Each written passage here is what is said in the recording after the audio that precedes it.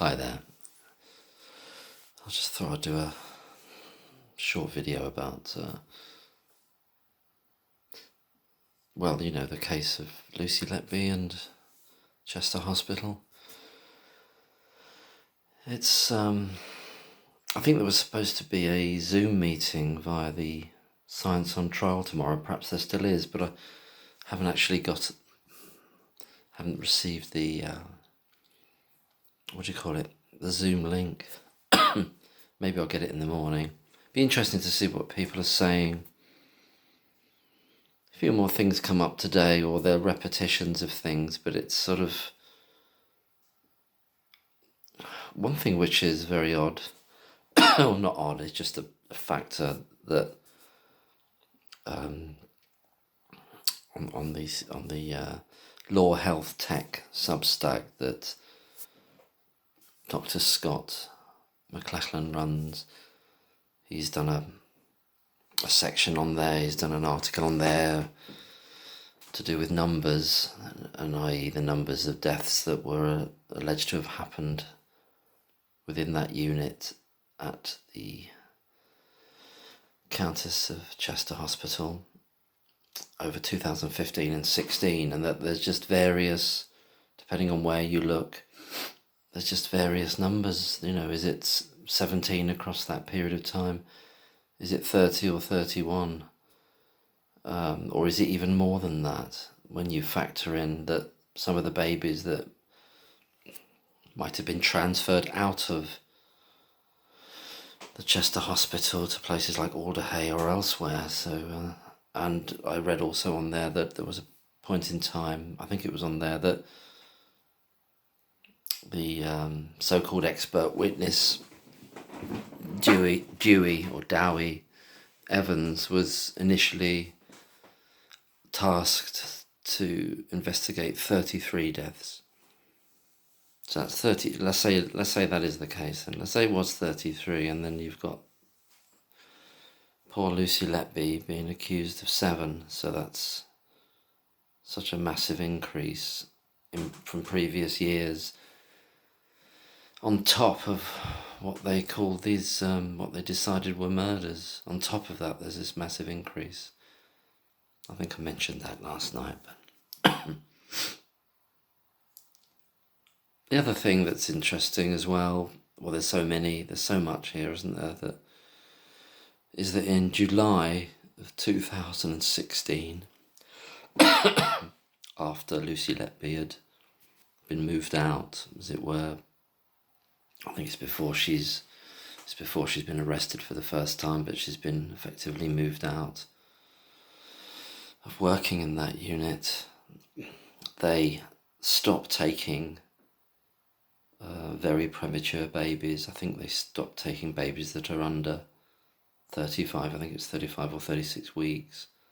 But that's going to make a very big difference in terms of the potentials for things to, either naturally or out of incompetence to go wrong in that unit. There are going to be fewer deaths and near misses or crashes, as they call them, because there are fewer babies at that level of need and perhaps complicated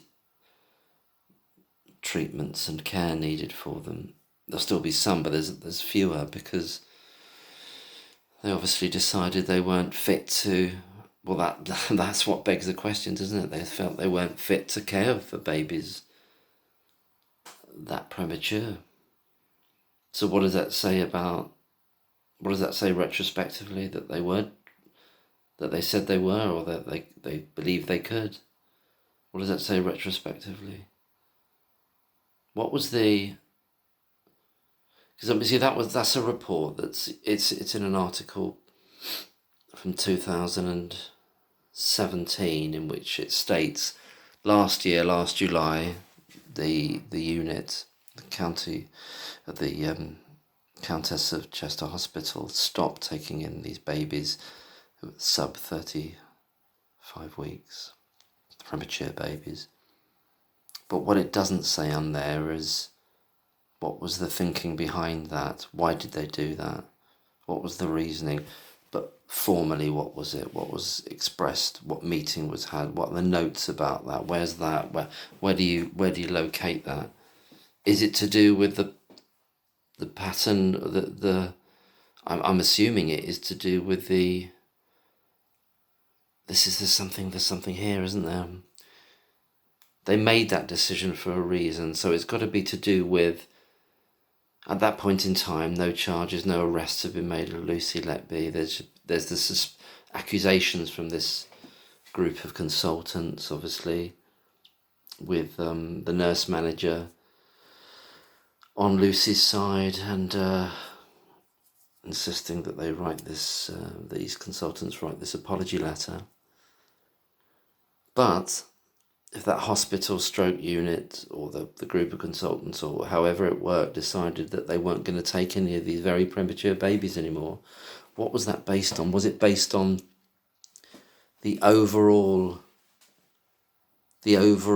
huge spike of up to 33 deaths, or whether it's 31 or 33, or even if it was 17, it's still a spike in comparison to the 2 or 3 a year. So that's what I'm reading. That's what was said in the interview with Professor Norman Fenton and Dr. McLachlan.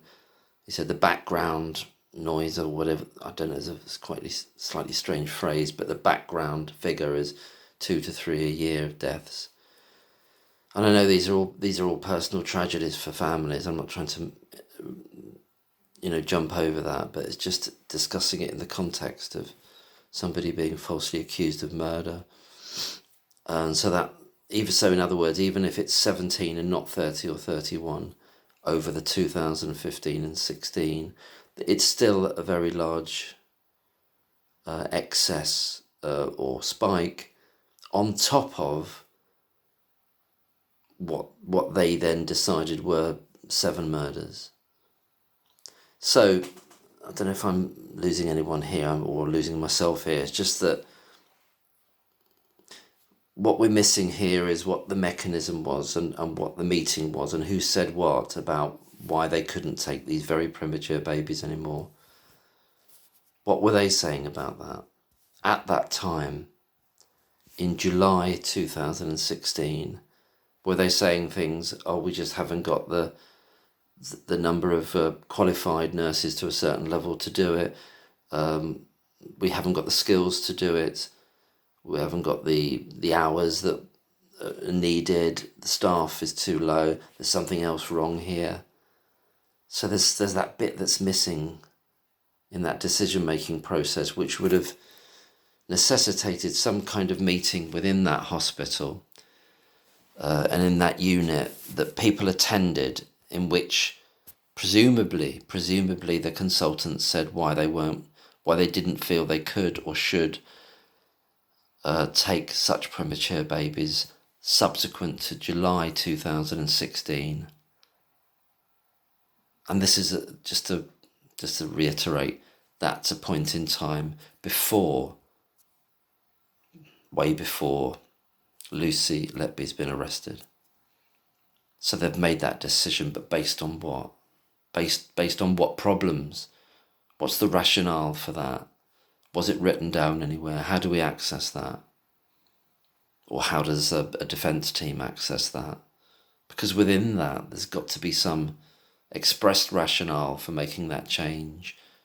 And that's got to be based on the deficiencies or the inability for that unit to care for babies at that level of being premature.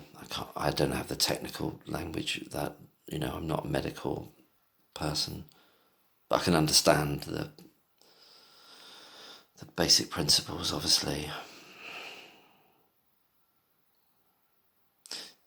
I hope I've made sense there, because I think there's something in that, and I've only just thought that it was a snippet because I was trying to use searches on Google to go back to articles from around the period, actually, before any arrests were made of Lucy, so 2017, 16, before. Yeah. So that's just a little, well, not. It's a really. I can tell by some of the comments, and obviously in reading other. Been on Twitter with it all day. People that are very concerned about the.